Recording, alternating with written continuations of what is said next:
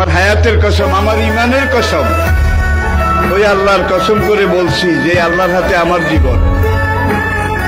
বর্তমান ফিলিস্তিনের যুদ্ধ শেষ হবে, ইমাম মাহদী এসে যাবে।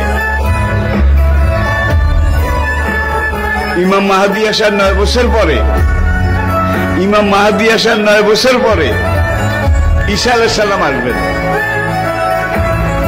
আর ইমাম মাহদী আসার পরে 9 বছর, এটার মধ্যে দাজ্জাল তার আবির্ভাব ঘটবে।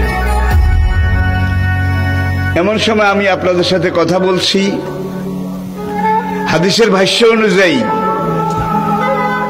মনে করেন দাজ্জাল আপনার বাড়ির দরজায় এসে দাঁড়িয়েছে।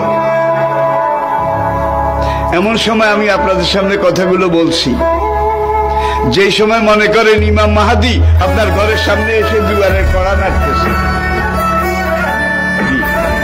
কত কাছে আল্লাহর নবী ইমাম মাহদী সম্পর্কে, দাজ্জাল সম্পর্কে 70টা ভবিষ্যৎবাণী করেছেন। কয়টা?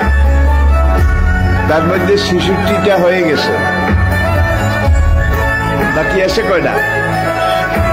এই 4টার মধ্যে কিন্তু ইয়াজুজ মাজুজ বাইর হবে, সব খাইয়া ফেলাইব। এবারে দাব্বাতুল আরদ কোরআনে আছে, দাব্বাতুল আরদ মক্কা এবং তায়েফের মাঝখানে জমিন ভেদ করে একটা জন্তু উঠবে। সেই জন্তুটা রাতের শেষ প্রহরে মাথা উঁচু করবে, মাথা এত উঁচু করবে কাবা থেকে দেখা যাবে, ইয়ামেন থেকে দেখা যাবে, বাইতুল মাকদাস থেকে তার কল্লা দেখা যাবে।